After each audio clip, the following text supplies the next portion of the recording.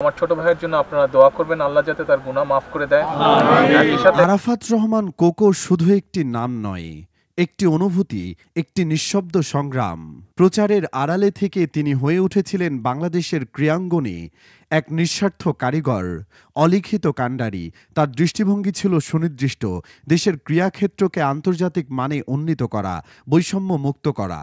শৈশবে মুখোমুখি হয়েছেন মুক্তিযুদ্ধের ভয়াবহতার এবং জীবনের প্রতিটি অধ্যায়ে সংগ্রাম ও ত্যাগ তাকে গড়ে তুলেছিল এক অনন্য অসাধারণ ব্যক্তিত্বে। তবুও তাকে জীবন দিতে হয়েছিল প্রতিপক্ষের ষড়যন্ত্রে। অথচ এই প্রজন্মের অনেকেই তার সম্পর্কে জানেন না অনেক কিছু। মূলত তাদের জন্যই আজকের এই ভিডিওটি। আরাফাত রহমান কোকোর জন্ম 12 আগস্ট 1969 সালে কুমিল্লায়, বাবা জিয়াউর রহমানের কর্মক্ষেত্রে। যখন এই শিশুটির বয়স 1 বছর 7 মাস, তখন বাবা জিয়াউর রহমান মুক্তিযুদ্ধে গিয়েছেন। আবার 2 জুলাই 1971-এ এই শিশুটির বয়স যখন মাত্র 1 বছর 10 মাস 20 দিন, তখন মা খালেদা জিয়া এবং বড় ভাই তারেক রহমান পিনুর সঙ্গে পাকিস্তানি হানাদার বাহিনীর কাছে বন্দী হন। 1971 সালের 16 ডিসেম্বর যখন মুক্তি পান, তখন এই শিশুটির বয়স মাত্র 2 বছর 4 মাস 4 দিন। 1975 সালের নভেম্বর বিপ্লবের সময় বাবা জিয়াউর রহমান বন্দী হন, আবার রাষ্ট্র ক্ষমতায় অধিষ্ঠিত হন। তখন শিশুটির বয়স মাত্র 6 বছরের। বাবা জিয়াউর রহমান 1981-তে যখন শহীদ হন, তখন আরাফাত রহমান কোকো মাত্র 11 বছরের কিশোর। জীবনের প্রথম 10টি বছরেই শিশুটি কিছু বুঝে ওঠার আগেই বন্দী হয়েছিলেন, আবার পিতৃহারাও হয়েছেন। এরকম বিস্ময়কর শৈশব কৈশোর পেরিয়ে কোকো পরিণত হয়েছিলেন। অবুঝ শৈশবে 1971-এ পাকিস্তানি হানাদার বন্দিশালায় আটক হওয়ার পর দ্বিতীয়বার 2007 সালে সেনা সমর্থিত তত্ত্বাবধায়ক সরকারের সময় বন্দী হন। 2008 সালের 17 জুলাই মুক্তি পেয়ে চিকিৎসার জন্য বিদেশে যান।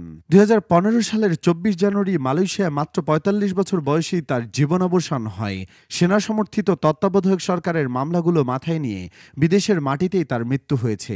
মাত্র 1 বছর 10 মাস বয়সে পাকিস্তানি হানাদার বাহিনীর কাছে বন্দী হওয়া এ শিশুটি পরিণত বয়সে দেশে মৃত্যুর গৌরব অর্জন করতে পারেনি কায়েমি স্বার্থবাদী মহলের কারণে। যদিও তিনি বাবার মতো কোনো অস্ত্রের আঘাতে ঝাঁঝরা হননি, তবে তার মৃত্যুকেও অনেকেই স্বাভাবিকভাবেও দেখেননি। আরাফাত রহমান কোকো ব্যক্তিগত জীবনে খুবই সাধারণ ও অন্তর্মুখী স্বভাবের ছিলেন। বাংলাদেশের ক্রীড়াঙ্গনে ঐতিহাসিক অবদান রাখলেও প্রচারের আলো থেকে নিজেকে সরিয়ে রাখতেন। কোকো 2002 থেকে 2005 সাল পর্যন্ত বাংলাদেশ ক্রিকেট বোর্ডে থাকাকালে ক্রিকেট রাজনীতিমুক্তকরণে যেমন করেছেন, তেমনি বিরোধী দলীয় নেতা সাবের হোসেন চৌধুরীর সঙ্গে কাজ করে বাংলাদেশে অনন্য নজির স্থাপন করেন।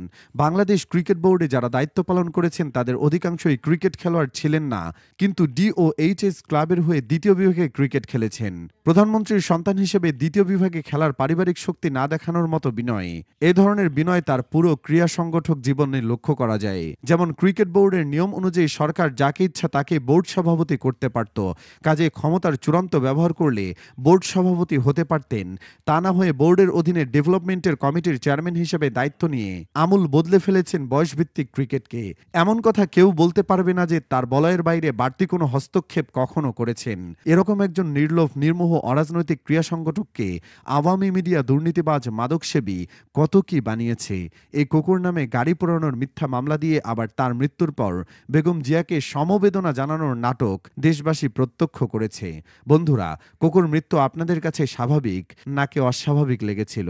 জানাতে পারেন মন্তব্যের রায়।